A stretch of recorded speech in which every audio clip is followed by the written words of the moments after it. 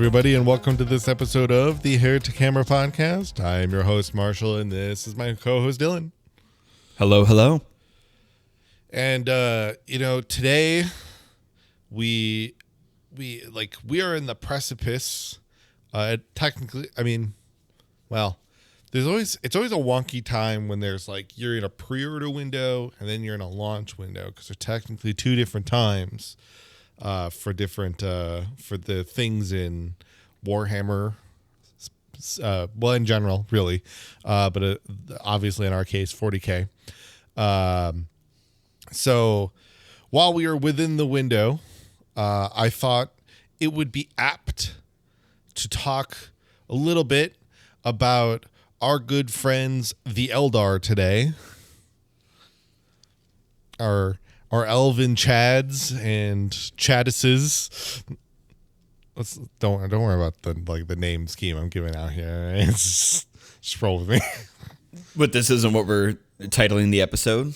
Chads and chadises. Eldar, chads and chadises, an Eldar story. Just love the idea. Fucking Giga Chad Eldar. The fourth edition of Chads and Chadises just dropped. Who will you be playing as? It's not going to be anyone that's... Oh, I don't know. I don't know if anyone's going to like the 4th edition. They're going to make it too video gamey. They won't be able to do it anymore. Why do the Chads have a distinct advantage in these skill challenges over the Chadises? That feels really unfair. Yeah, I don't know. It's like they get 20% extra of the rolls that the Chadises do. It's really weird. A lot of these skills that the Chadises could probably do really well at, but they're not allowed to use them. It's really, really odd. I hope they clear that up in the 5th edition. I don't know. I mean, I think if they clear it up in the 5th edition, the problem is they're going to be predisposed to not be as good just because they don't have the experience, the culture and experience that they would otherwise have. Okay. And we're still talking about the Eldar, right? That's what we're here for today? Okay. Gotcha. Okay, so today we're going to talk about the Eldar, but we're not going to be just talking about the Eldar, because obviously we already went into the overview, right? So now it's time to get specific. So kind of like how we did with the many Space Marine Legions today, we're going to talk about the major Eldari craft worlds. Yeah, so obviously we talked about Craft World Eldari as a whole, and that was especially in the realm of the path, especially the path of the warrior, what is a craft world, kind of how do they relate between them, Exodites, how did they manage the fall, all that stuff. But today we're going to talk specifically about just what are the craft worlds, these specific major craft worlds that exist for the Eldar and have obviously helped shape Eldar into the 41st and 2nd millennium. So, yes, let's start off with then kind of a little bit reminder, kind of bring ourselves into the fold again. So, as we know, prior to the fall, craft worlds were these vast continent to small moon-sized trading ships, and these inevitably had just these self-contained communities of just hundreds to maybe thousands of Eldar families, and these trading missions could end up taking them thousands of light years away from Eldar civilization, which honestly, in some respects, especially as it went further on towards the fall, kind of became a benefit, because all of a sudden, especially if any of them phoned home or whatever, we're kind of y'all getting a little weird over there. What you guys doing over there? This is a little weird. As the final kind of time going into the fall, they became kind of the life rafts, if you will, of any sane Eldar hoping to escape the cataclysm, which was the birth of Slaanesh and the opening of the Eye of Terror.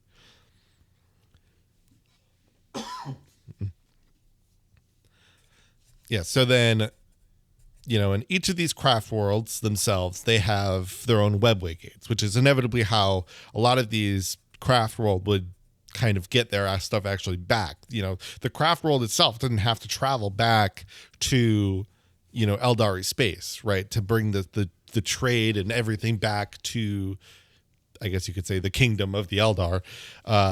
They would use the webway on various ways. So, and in such, obviously, is how they're able to now make their way in and out of anywhere across the galaxy, but still have their, craft world be kind of safe and away in most cases. We'll maybe talk about a time where that didn't happen, but we'll get to that in a minute. But obviously, since the fall, they have now grown greatly in size, taking in more and more refugees, and obviously procreating, as they will.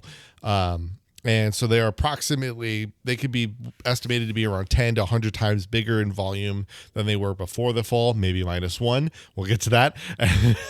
And the big thing, though, about craft worlds is that while we will, in the future, we're going to talk more about the aspect warriors, which are the, very big specific, very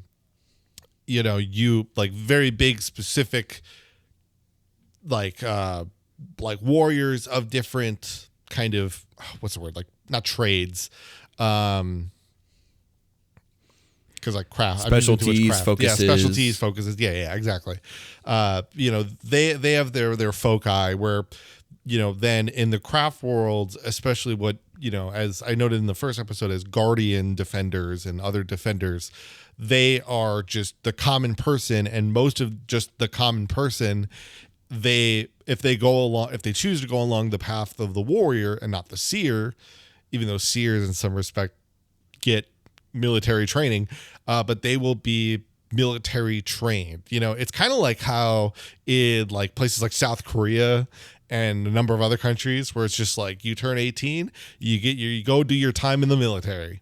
Yeah, and standing army. Yeah, and then if we were going to be available, and then if we were invaded, then even if it's been like 5 years or like 10 years, you're coming in. Tag up. Mm-hmm.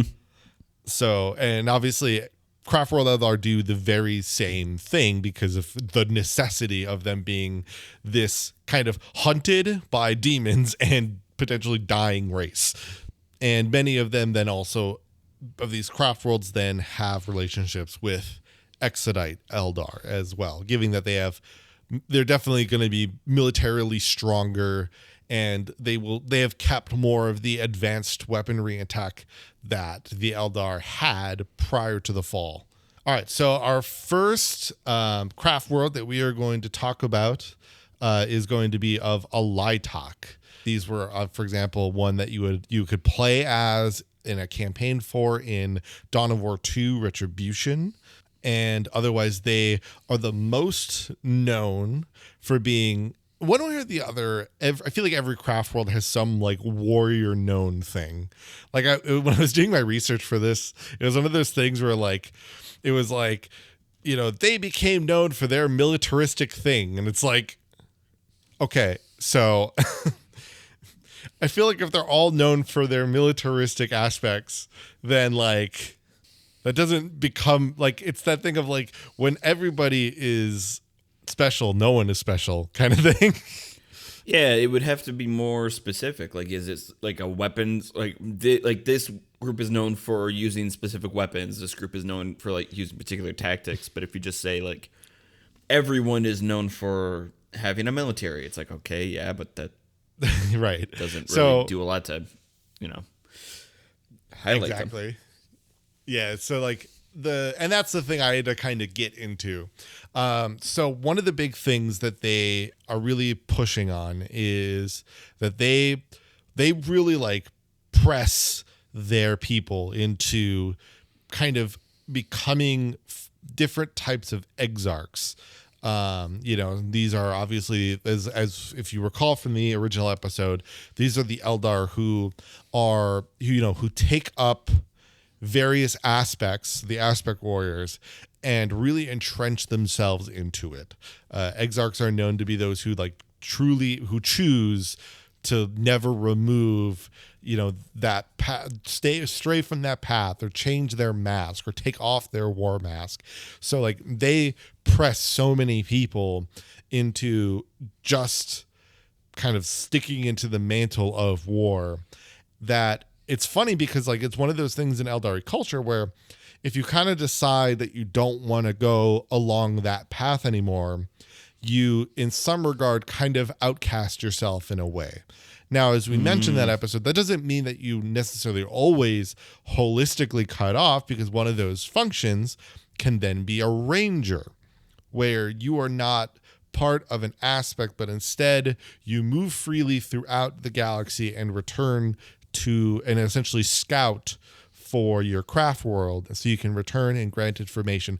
But in a way, what you are giving up is the promise of like being, like an autarch, being in charge, right? Yeah. That's what you're giving up. But so because of that, though, and because of this rigorousness, Alaitoc is known for the highest number and efficiency of rangers. And so, like, Alaitoc rangers themselves are known as Star Striders.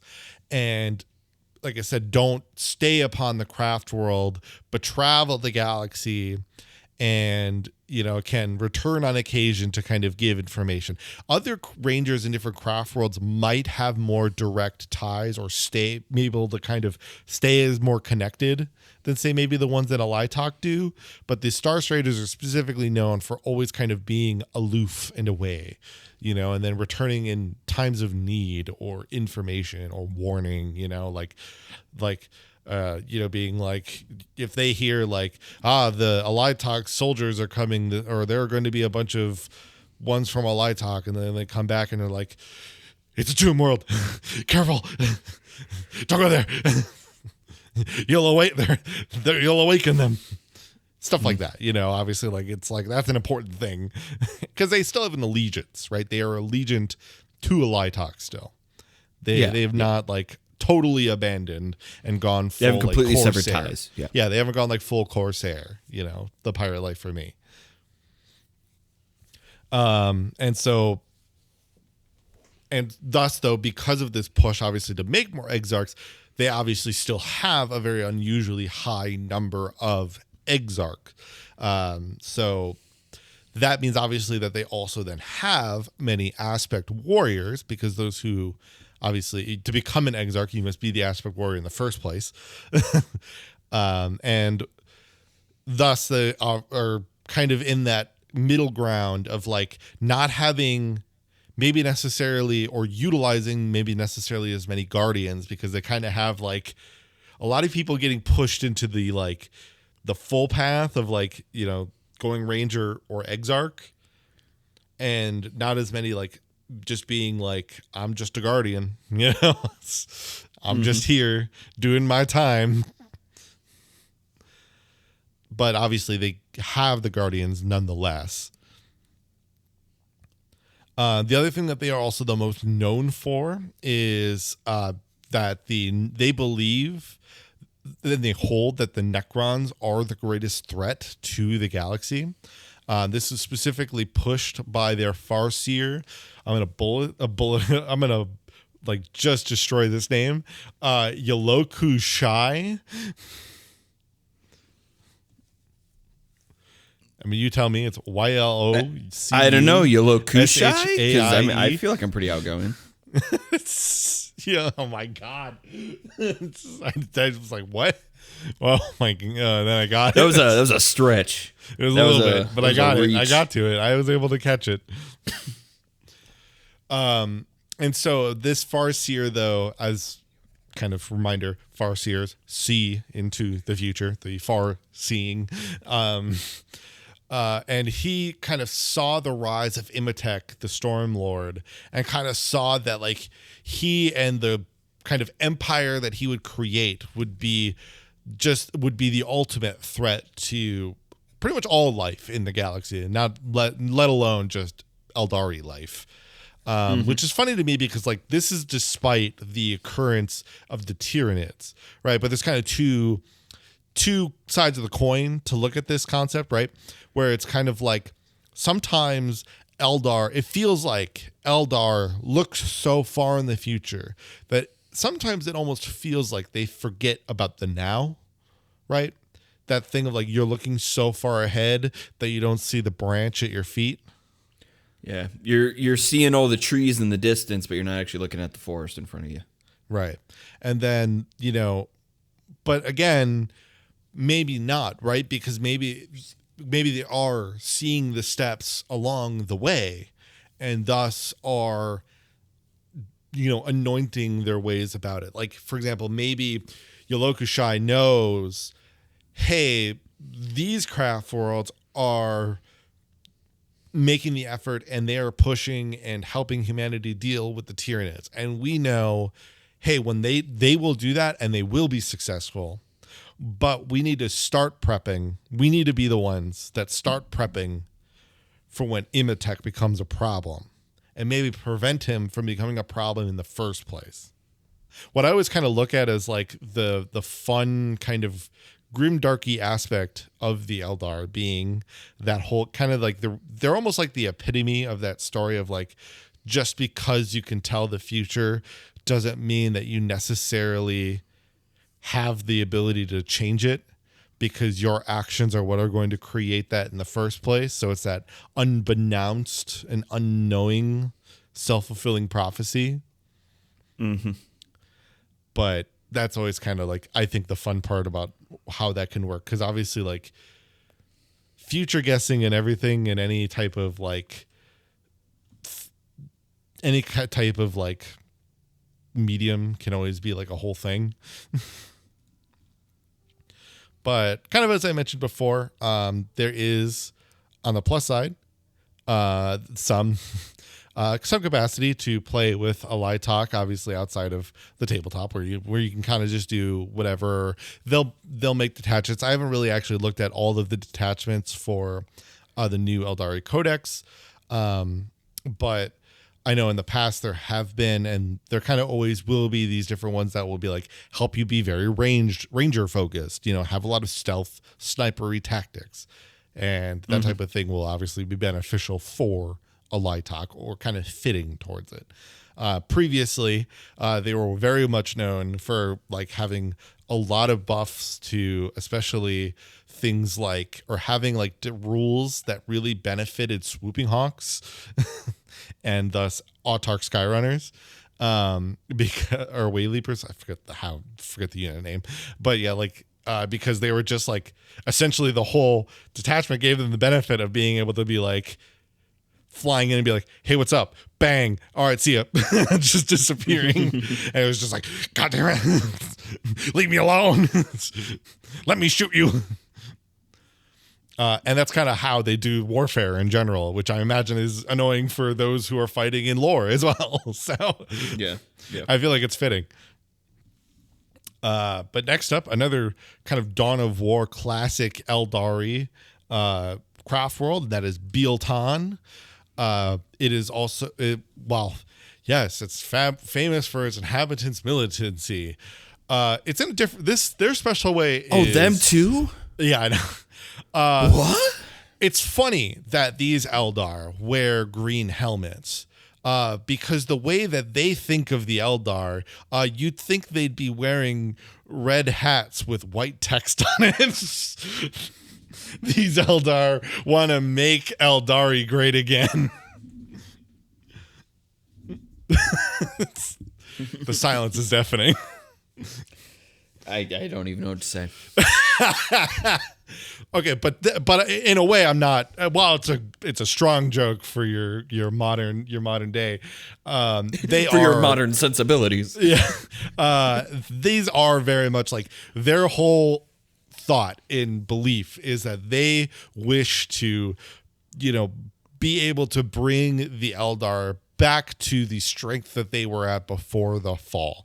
I mean, their symbolic rune and like emblem literally stands for reincarnation, and they want to see their ancient empire restored. Sure. And thus they obviously do so by engaging in affronts on, especially planets that they believe are, like their ancient, they're like ancient worlds, and those that they kind of believe are like essentially ransacking the once beautiful planets that they had, because like, while there was a lot of depravity when it came to plenty of the Eldar stuff leading up to the fall, they definitely didn't like completely just ransack and industrialize planets the way the Imperium does, the way those good old humans do. Nothing like humanity to add pollution to a world and destroy its environment. Can't be beat. Yeah. Record holders. Undefeated. Undefeated. Every jersey up in the rafters. And thus, especially Biel-Tan will make a lot of pushes to do that. They are also well known for being the homeworld to Yvraine. And this would somewhat kind of lead to a little bit of division at some time later. But they are also, as kind of noted, and they were technically they were antagonists, but obviously when it came to the ones that you could choose whatever you wanted to do, for most of the Dawn of War 1 expansions and games, they were the Eldar of choice for campaigns, or Eldar of enemy for the games. Okay. Well, because like for example, in Dawn of War 1, the campaign is only the Blood Ravens campaign, Mm-hmm. But anyway, yeah. So they are known for that. Otherwise, it was kind of within that realm of Yvraine's kind of coming up, because we'll obviously have a whole discussion about the Ynnari themselves at some point, and we'll obviously get more into Yvraine's backstory in that. But she kind of goes off and does her own thing at some point in time. So she goes from Biel-Tan, she goes kind of does her own Corsari, Drukhari thing, right? And then goes into the Ynnari, like, in a way you could say cult, because obviously it's from just the definition, obviously, how a cult works. But anyway, yeah, so that comes together around this kind of similar period or point in time. The craft world of Biel-Tan is besieged by a demon called the Mask, and let me double check. And Skarbrand. So they're getting double whammied by this Slaaneshi demon, because obviously Slaanesh always wants to go for the Eldar, and then just Skarbrand going for them skulls for Khorne.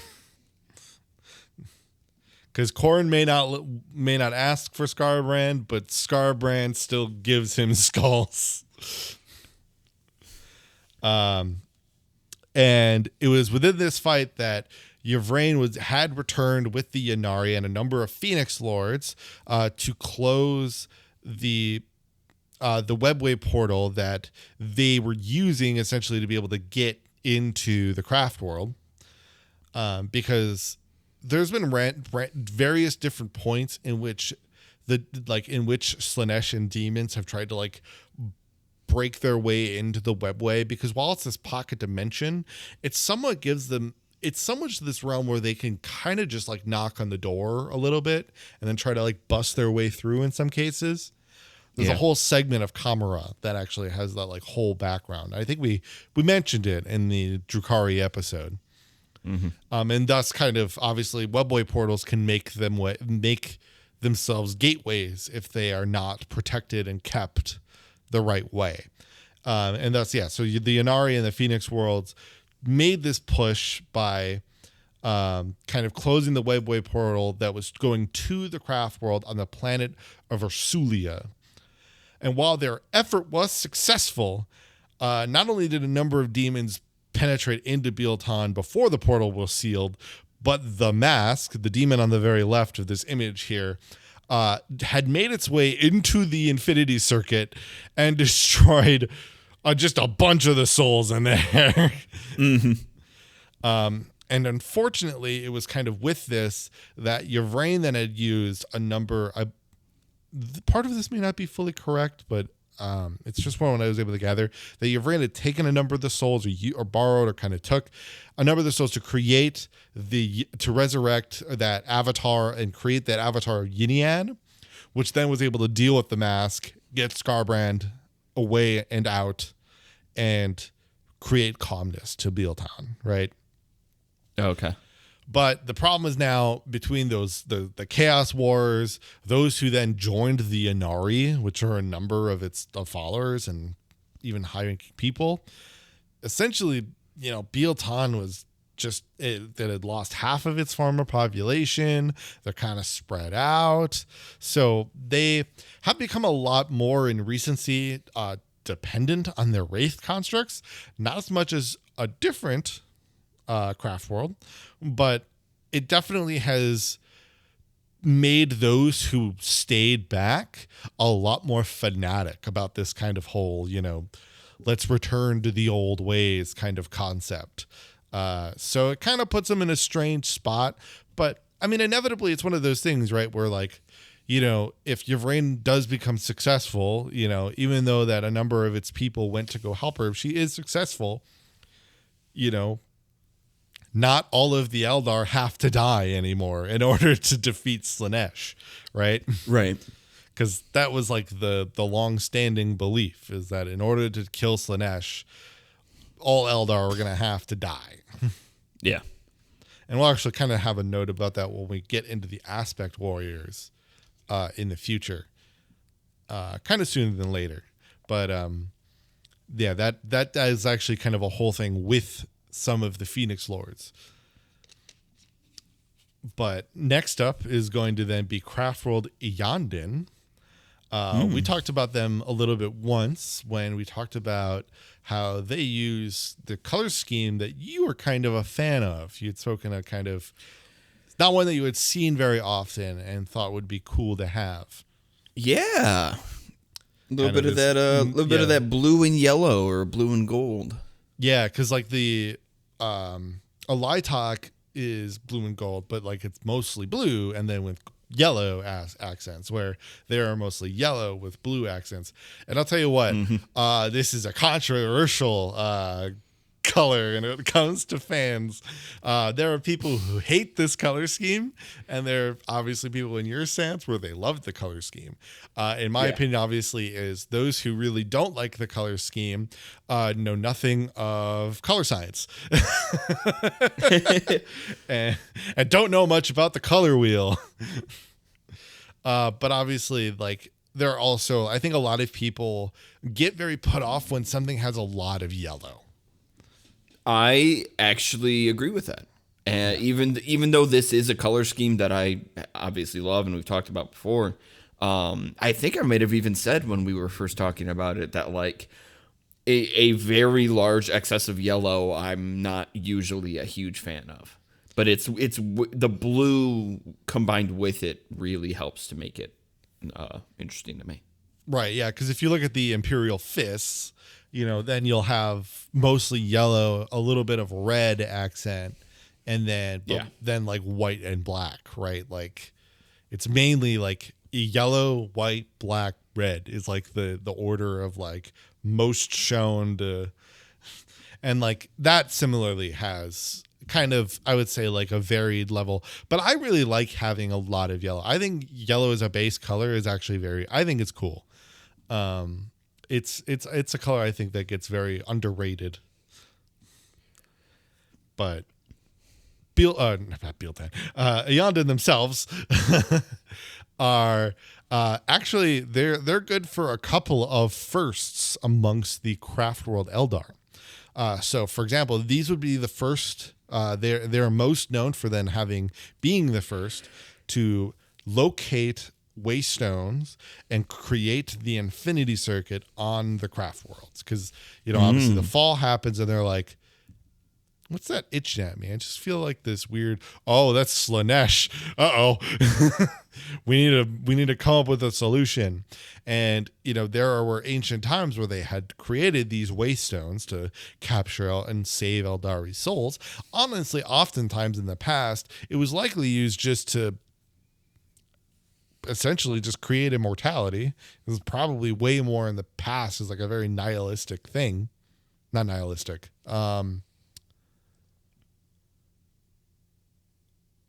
It's a different N word.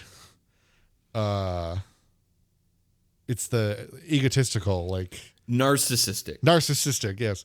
Kind of narcissistic. They kind of like self-serving and very somewhat narcissistic kind of, idea of immortality. But now it's obviously way more about the survival of a species, right? If we just can try to not lose all of our souls, find a way to make this work, then at least we maybe will survive as a species. So it really changes over time, but they had hoped to kind of then use this to help rebuild themselves, and reconquer the galaxy as well. So they had at the beginning, they were inseparable to Biel-Tan, right? Because they both had the same goal, let's make the Eldari great again. Yes, I'm making the joke again. But that was their goal, right? They were going to bring back and reconquer the galaxy. Unfortunately, the ways that they wanted to do it were a little bit different. Ayandin kind of wanted to see it a little bit more in that realm of like, let's get our people going. Let's get, kind of the, especially like very invasive species gone and out of the way, right? So like, they both hate orcs, for example, but like, really trying to get rid of the destruction, where like Biel-Tan was just like, let's just genocide everyone else. It was, it was different. Like Ayandin just wanted to essentially own the land. Biel-Tan wanted to kill the people, or not even people, but the beings. They're like, let's just genocide all the humans that have conquered these galaxies, or these planets. Let's get rid of the orcs. Let's get rid of the Votan. They find the Tau. Let's get rid of them too. That would have been their mindset. Whereas Ayandin was just like, let's just get the planets back. As long as we own the planets, we can deal with the people in it, or the beings on it. Outside of the orcs. The orcs can just go away. No Eldar generally wants to keep orcs around. But anyway, so then early on with the Ayandin, then around the 37th millennium, they had ended up becoming allies of convenience with the Imperium, as they had to fight back and hunt down the fallen dark angel known as Zemin. Zhemon. I say Zemin because it kind of makes sense, because it sounds like demon, or just even saying Zeman for that matter, but still, one way or the other. He had laid much to bear against Ayandin going into it, which is why they kind of were like ready to like, we're dealing with this. And it's like, fine, you want to help? Okay. And eventually, they do kind of deal with it, but because of how oppressive he had been, this had led them to become then the first as well to call upon their dead and bring them into the battle. So the first then to bring the Wraith constructs, your Wraith lords, your, the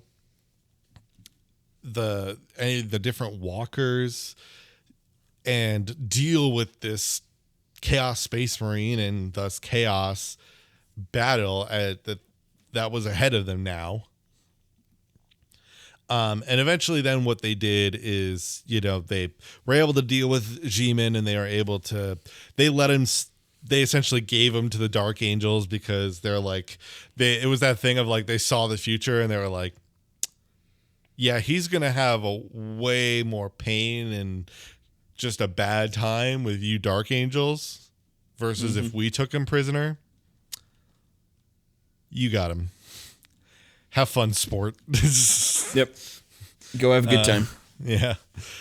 So they had left him out, but yeah, but obviously, yeah, like the big thing was that in that kind of final, I am looking at one, looking slightly ahead of myself. But that was a different story. But yeah, so obviously like this had so much, that was the big thing though, is that obviously they became kind of known for having brought forth, these Wraith Lords and kind of realizing like, yeah, like we can make use the souls of the dead while we do not wish to disturb them, because they take great care wanting the dead to stay dead and be able to live within the spirit of the craft world, right? They would obviously kind of realize, all right, we might need to do this sometimes. Foreshadowing is a narrative device in which a storyteller gives an advance hint of what is to come later in the story. So then one of the next kind of big conflicts for Yandin was with a sect of High Fleet Naga. So Yandin generally actually came pretty clean from this fight, but they were kind of warned that there would be this kind of greater threat to come. Like, because the thought was like they were like, we beat the Tyranids. This went really good. We've got it. We know how to deal with the Tyranids. Nothing bad can happen. And then a Farseer showed up and goes, foreshadowing is a narrative device in which a storyteller gives it. That's what all comes to a head as High Fleet Kraken shows up and just bodies Yandin. They are not ready for it. They just get smashed. And thus, like, they've got to bring more and more seers into the game. They've got to bring Wraith Lords, which again they don't like, but like they've got to come out. And it ends up being a really bad time for Yandin. So, they end up in this whole fight, lose about 4/5 of the population of their craft world. Like, they are devastated. That's a lot. Yeah. And so their craft world kind of ends up being populated by the waking dead, effectively. Like, there is more ghosts in their halls than there are living people. Because that is kind of the cool, fun things about Eldar, is that, especially in the craft worlds, is that like they actually, when they're in the Infinity Circuit, they kind of can like be around and kind of almost walk the portions of the craft world, because they're on, Wraithbone, and that's all psychically connected and all that, right? So they can kind of like be around and communicate and kind of give guidance, and man, there's a lot of people, and there's a lot of Eldar in those walls. So they suddenly have to have just so many Wraith Lords in their army, right? Like there's just nothing to help them except for just essentially now just being elf necromancers, which is 100% why I love them, because I love the idea of being like, yeah, I know you're dead and all that, but like, man, I need your help. Into the mech, ghost. You thought Evangelion being Shinji's mom was one thing. Hey. Wait, it's now Shinji's mom is then the mech. Hey. Careful, dude. You're going to spoil that there's mechs in that anime. Can you not? Yes. Otherwise, one of the most notable of characters from Yandin is that of Prince Uriel. He was we actually could honestly get into more of a discussion with him, but he was kind of originally, the TLDR of him is, originally he was the second in command, as he had kind of come up, and saw the efficient destruction of their dealing with their segment of High Fleet Naga. Obviously, yeah, like they didn't push back like the whole High Fleet. It was just obviously whatever segment of them that they've dealt with. It obviously takes a whole heck of a lot to deal with the whole entire Hive Fleet, but it was in a battle against Chaos Space Marine Argan Calarax, that he's just from like some war band. But he had kind of naively left Eondon a little defenseless. Kind of, here's the thing. He was kind of recommended, go all out, just obliterate Argan, right? Like, just take him out. And he kind of took that as like, all right, like very literal, and just like brought everyone to him. But what this ended up doing then is Calarax kind of just like held in and was like kind of in his last act of defiance was like, hey, that craft world over there doesn't have a lot of people by it because they're all right here. Let's blast my ship right into them. And they're able to deflect most of what would have been horrifically devastating missiles to the ship. But that one that made it through led to the death and destruction of not only thousands of Eldar, but their spirit stones. Oh, okay. So they were like dead. And to an Eldar, that's like devastating, because kind of, especially you got to remember, like, all Eldar kind of have like that very like extra emotion to them. So they, so like they, they felt that. Yeah, they really feel it. Yeah. And so it was kind of within that then, that he kind of was like, he was cast off then, because in a way then even though it was somewhat within guidance, he made that decision as it was. So that's how it's just got to be. And so he kind of becomes this Corsair leader. But he does return during the Eondon's battle with Kraken. And he comes back with Corsairs and many other outcasts, and saves and pushes back Kraken to save what was left of Eondon. I mean, if he didn't show up, that the craft world would just probably have died. But because of Eondon and the reinforcements he gave, they were able to survive. Much like Theoden at the Battle of Gondor, when he rode in with the Rohirrim. All right, I'll stop. I'm not gonna be like the aviation facts guy. I don't have those memorized. I can't do that. But no, they owed him a lot, and they actually brought him back into the fold with Eondon. They kind of realized, like, hey, thanks, man. You're not exiled anymore. You're cool with us. We're cool now. So today, now they remain as a craft world, and they have just a ton of Wraith constructs, and are, just trying to find different ways to rebuild with the Farseers, working with the Yanari, obviously Uriel trying to do what he can, but just trying to do what they can to just keep to surviving. Otherwise, next up, we've got Saim-hann, the current poster boys of the Eldar when it comes to the box art. Yeah. But technically the book poster boy is Fuegan right now for 10th edition, but they are still like the ones on the, like, if you get a box of Defenders, it's their Saim-hann. And now, obviously, while they get, like, again, we've talked about it, all these craft worlds have militaristic things.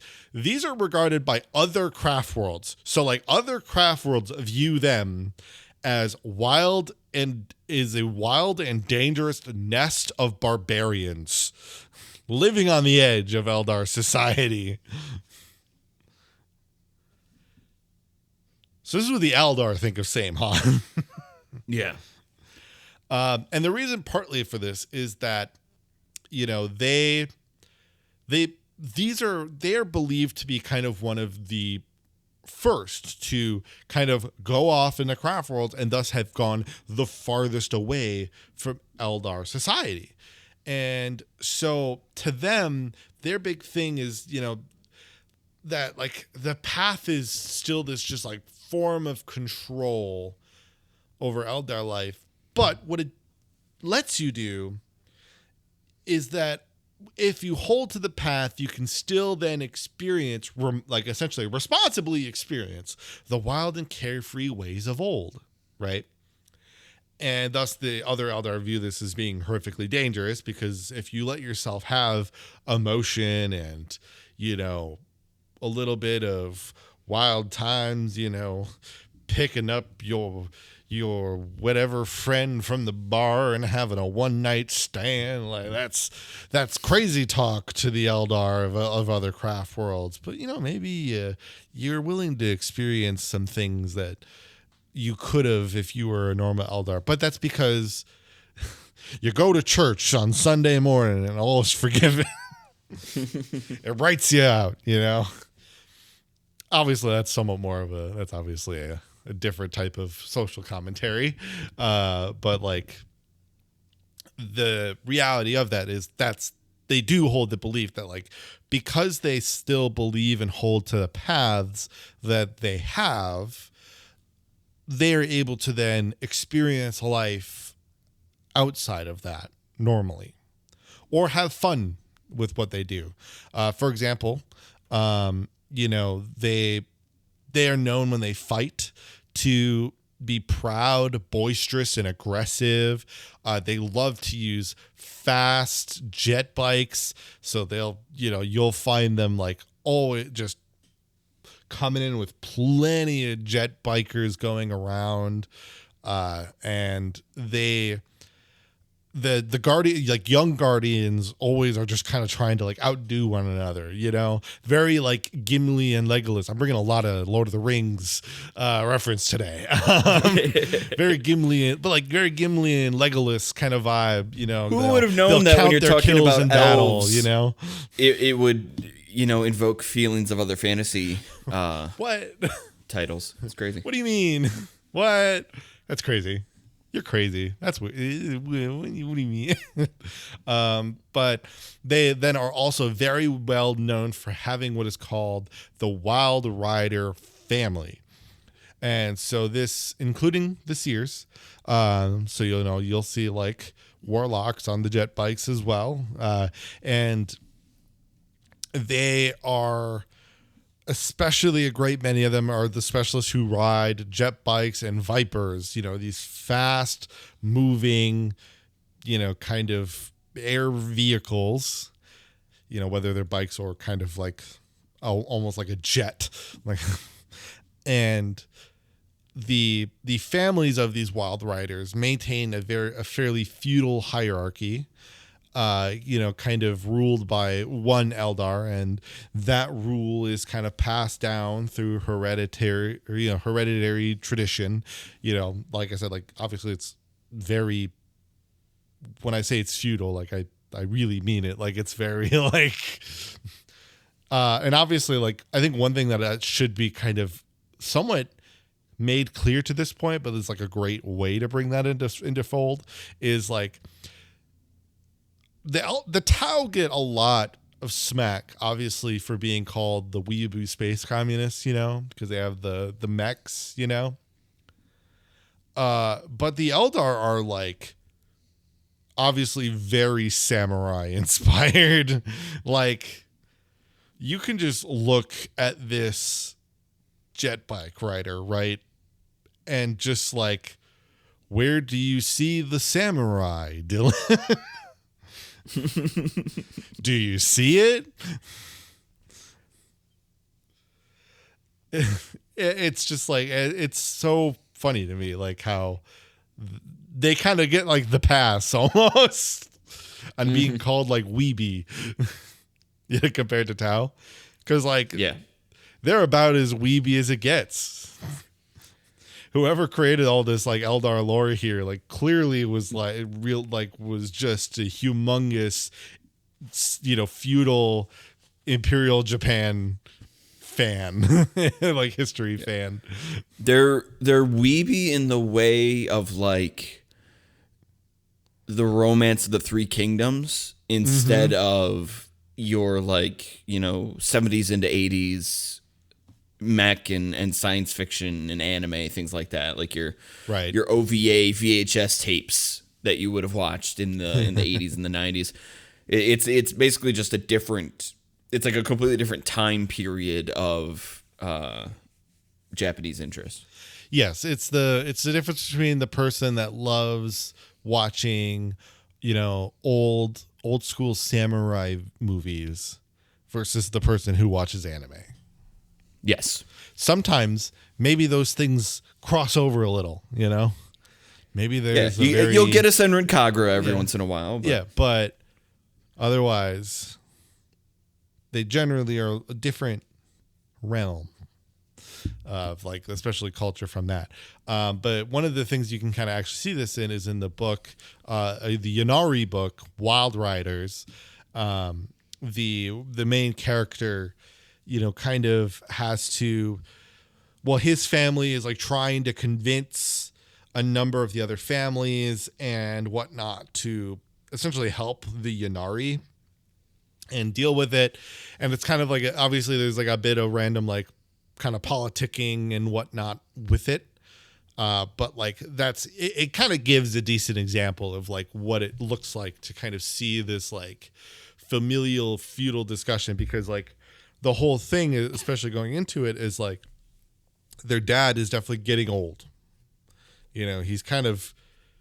He's weaker. He's trying to move, but like they obviously try to keep the face, right? Because he's kind of like, while there are the many families, he's kind of like proposed as like obviously the high leader of the like the grand family that they're a part of, right?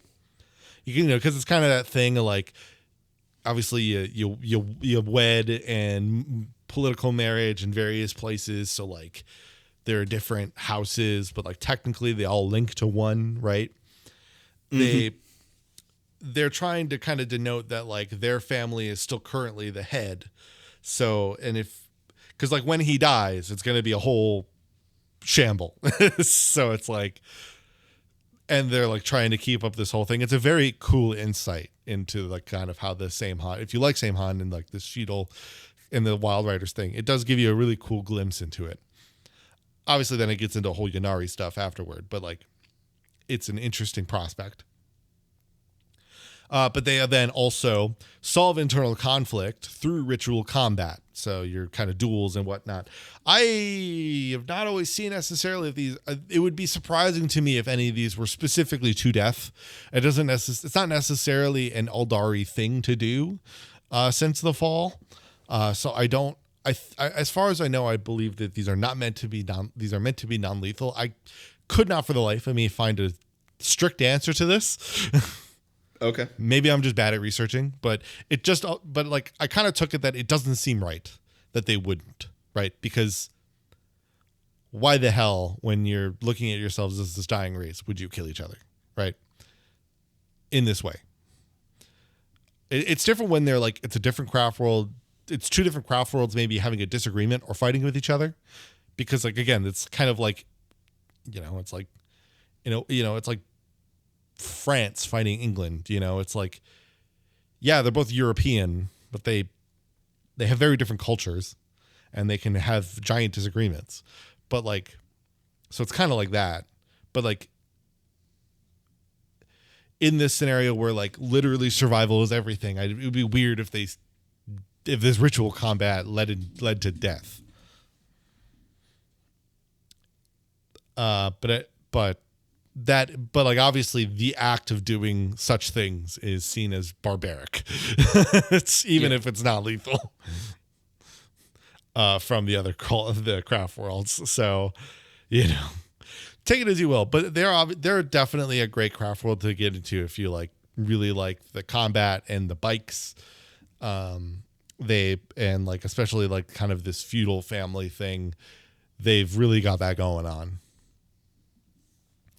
Otherwise, finally, we've got CraftWorld Ulthway, another prominent featuring Craft World of the Dawn of War series, the mostly seen throughout Dawn of War 2 up until Retribution.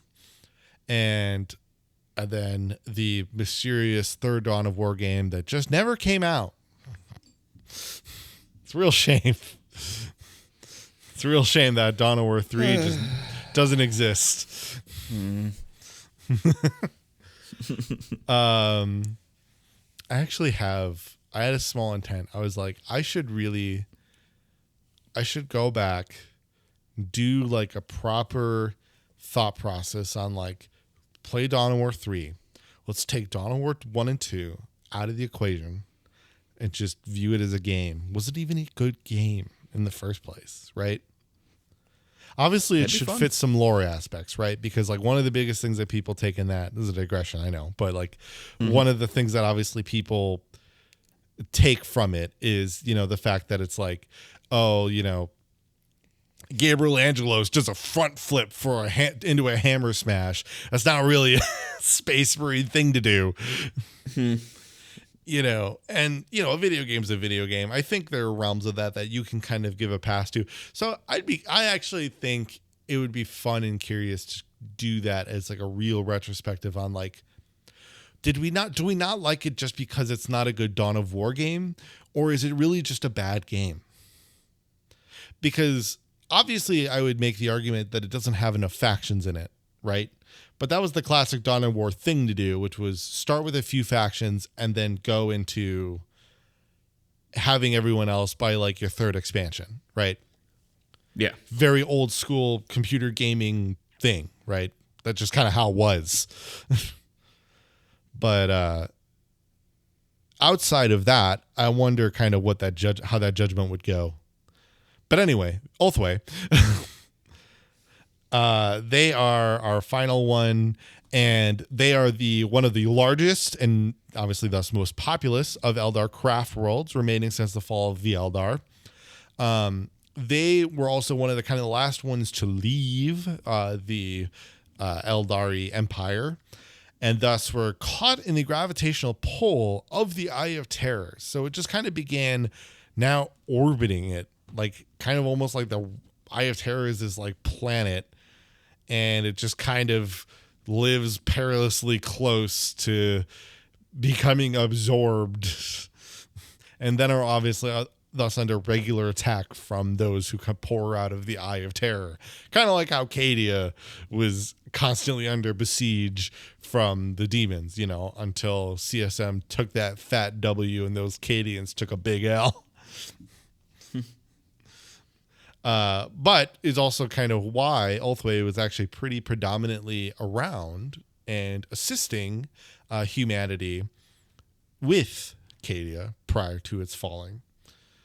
So they did try to help, but unfortunately it was not necessarily to great success, as obviously we know what happened to Cadia.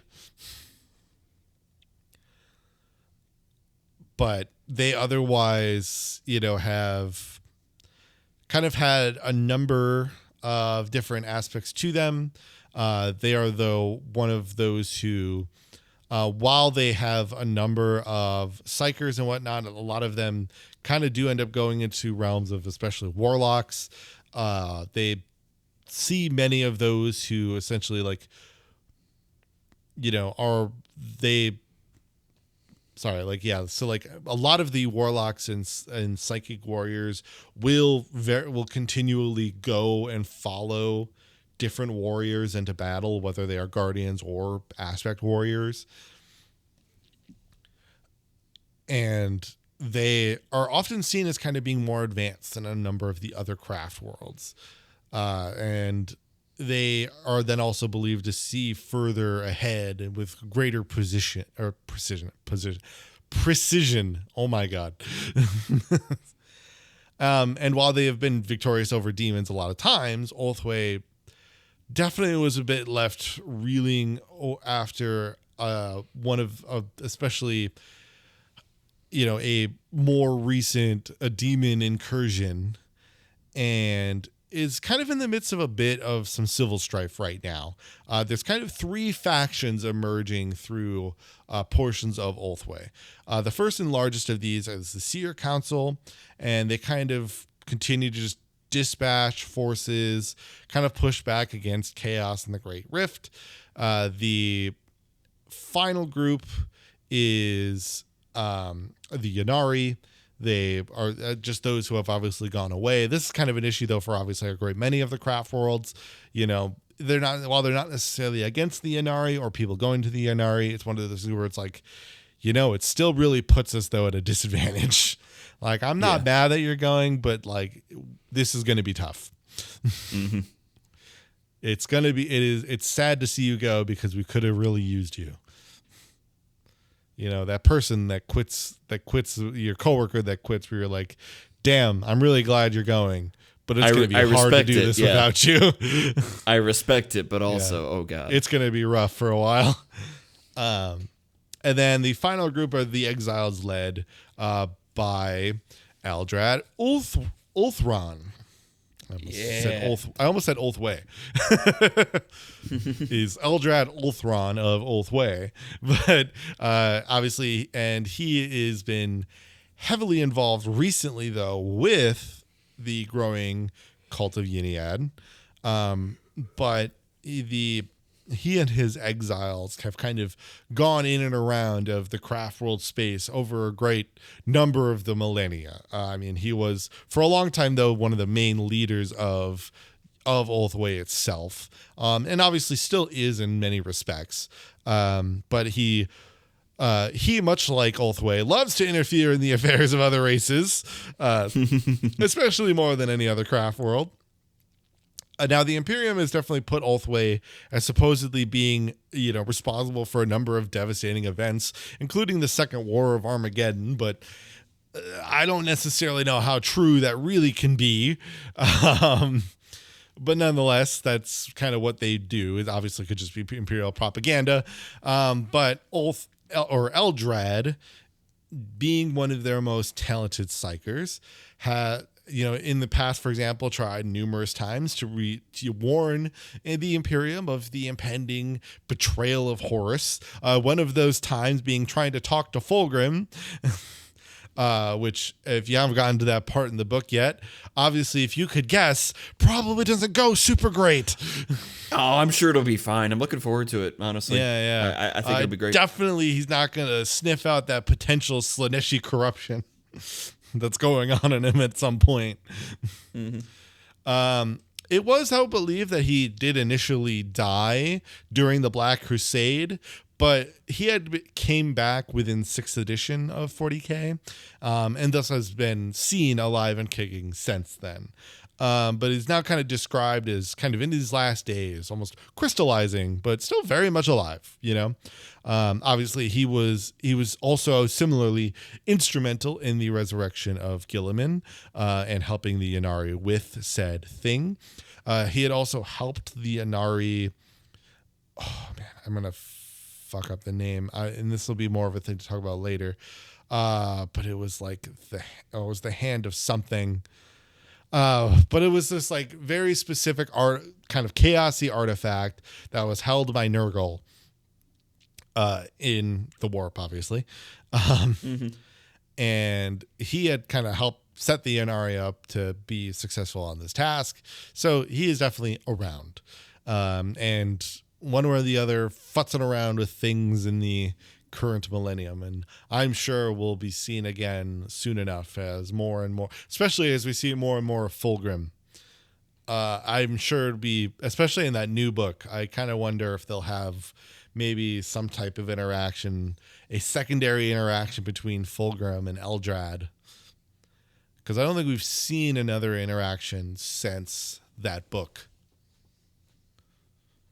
So it would be interesting to see 10,000 years later, what do they have to say to each other? But yeah, otherwise, as I've kind of alluded to, for the tabletop, the Eldari are getting, they're getting their codex. The pre-orders had gone up within recency, and then they will come to public sale and shop availability in the near future here. It's always tough to gauge like what those gap differences will be. It might be within the next 2 weeks. Like the day that this comes out, for example, is technically going to be the release date of Guard, and Guard went on pre-order like a month ago. So kind of hard to gauge sometimes how GW does these releases. But they, at the start of 10th edition, were busted. They have had to have so many nerfs over the course of 10th edition. And honestly, it kind of seems like the game balance folk over at GW. It's funny because the Eldar always feel like they're in this weird middle ground where like they, you know, like in lore, it feels like GW hates them. But in tabletop, GW loves them. Interesting. Because one way or the other, it always seems that in every edition, like Eldar somehow become broken one way or the other. And like the way it was at the beginning of 10th edition, for example, in their index, was they had like a pool of 9 dice. It's kind of like Sisters, where like you would roll these dice at the very beginning of the game, and then you could substitute these rolls for these dice throughout the game, right? But they obviously then had a bunch of abilities that let you turn a lot of those dice rolls into 6s, so that you could just turn like one of those 9 dice that maybe was a 1, now it's a 6, you know? And they had a bunch of abilities that helped them do that. So they were really oppressive, and a lot of people do not like playing against the Eldar. And I'm just bringing this up, obviously, because now people are definitely worried about that coming into the new codex. Because obviously there's been a codex release, tease, whatever, since we did the first episode. Kind of why I felt like bringing it up again. But generally you will find any of these detachments to very much kind of be based on the different, the different craft worlds. They often always have you can kind of play them in your various ways. For example, in the new codex, there is going to be, like a very wraith favored detachment, right? You'll have your, guardian kind of helping and focusing ones. You'll have, just, you kind of will be able to fit the bill that you wish to, You can have a lot of vehicles. You can have a lot of guardians. You can have a lot of aspect warriors if you really wanted to go for it. But one way or the other, if you want to kind of design your own craft world or take apart as the ones that exist already, there will seemingly be a detachment for you. But otherwise, any questions about the craft worlds from you? No, not really. Is there, you got a craft world that you seem to jive with the most? Let's do a quick review, run down the list of all of them again, because I feel like there is a certain one I'm kind of leaning towards. Right. Okay. But sure. let's run down the list. All right. So yes, we've got our TLDR recap. We've got Alaitoc, heavy on your exarchs and aspect warriors, and then rangers. Very love to be stealthy. Yes. Bealton, love to just be like all out warriors. Plenty of guardians, plenty of vehicles, plenty of wraith constructs, but just love the warriors and superiority kind of mentality. Decent amount of psychers too. Eondin, Yes. big on the wraiths. Use a lot of wraith lords, wraith knights, wraith guard. They have a lot of their psychers are spirit seers, which are those that kind of shepherd the wraith constructs into battle and care for them and repair them and fix them and all that. And then you've got Saim-hann, the other very warrior-y ones, but in the sense of being more blissful, kind of white scarsy, you know, fast, jet bikes, kind of enjoying the thrill of battle. Not necessarily maybe being as emo as many of the other Eldar are. And then you have Ulthwé. Love to metal, very psychery focused. Lots and lots of psychers, but otherwise very well rounded as well in terms of the amount of guardians they have, the amount of vehicles they have, the amount of wraith constructs they have. But love to metal. Crazy about meddling. My thing is that I'm kind of between the Biel-Tan and the Eondin right now. Yeah. I'm kind of in between those two if I'm trying to decide a favorite. Yeah, I mean, Biel-Tan's got, I think, a lot of cool going for it. It's just funny because it's another one that isn't a big fan favorite on the color scheme. I think the only thing I think the only part of the color scheme that I can get a little bit off with maybe is their guardians, where a lot of times the guardians will be very white with a little green.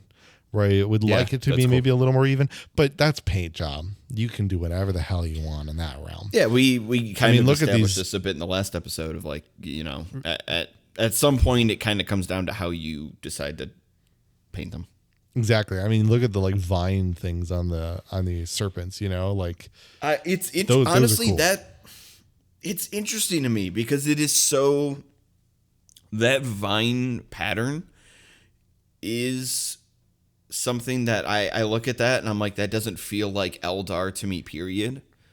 It has a real, I don't know, how do I describe it? It's like if all the Eldar showed up for a family gathering and then you've got the cousin that shows up in the Fox jersey with a Monster Energy drink while everybody else is dressed in formal blazers and ties and everything, and then you just got that cousin that shows up in the Fox shirt and hat and the Monster Energy. He's just sup, how's everybody been? That's what the white monster, that's what this too. Scheme gives me, and I don't hate it. I think I kind of appreciate it for how much it stands out compared to these other all these other craft worlds. Yeah, I mean, exactly. But yeah, I mean, Eondin's definitely my personal favorite because I love Wraith might have to say constructs. Eondin. Yeah, I love Wraith constructs. I love their symbols too. The Eondin symbols are really cool. Yeah, I mean, it's part of it's meant to represent the return to form that they were looking for. Yeah. And yeah, I mean, just all the I said, just I think Wraith constructs always look cool. The Wraith Knights there, they look awesome. And then, I think Uriel's story is also really cool. Kind of his he has supposedly he has this whole cool speech too, very literally very King Theoden ride.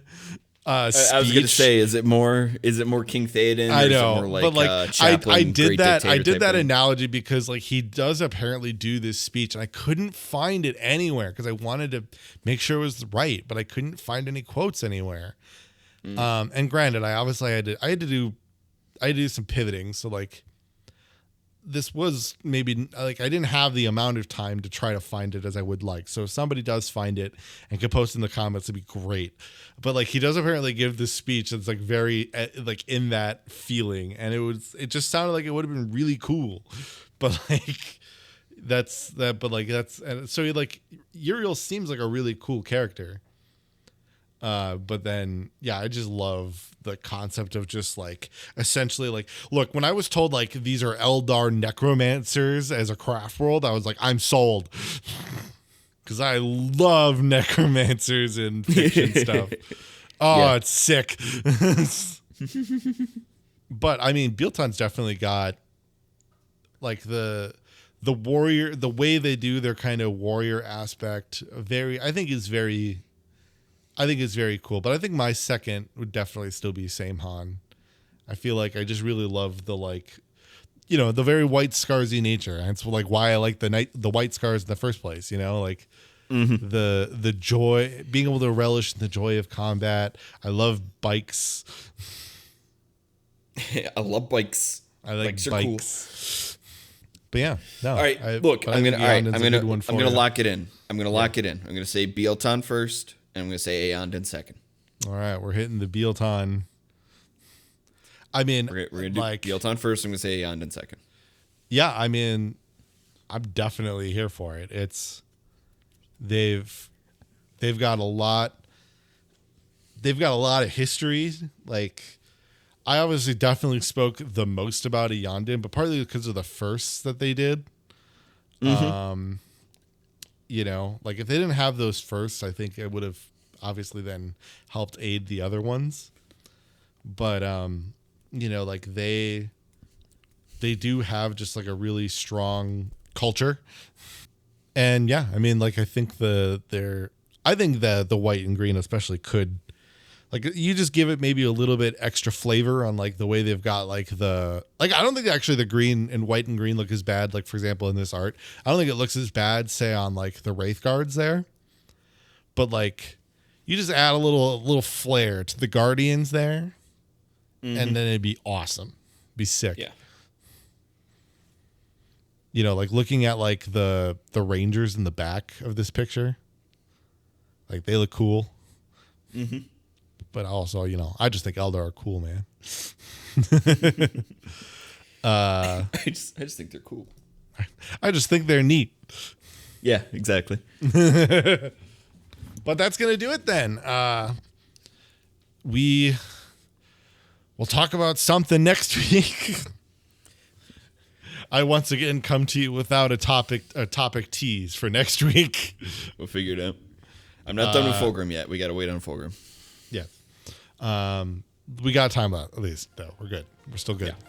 But otherwise, thank you guys so much for listening and or watching. And we'll see you next week. Goodbye.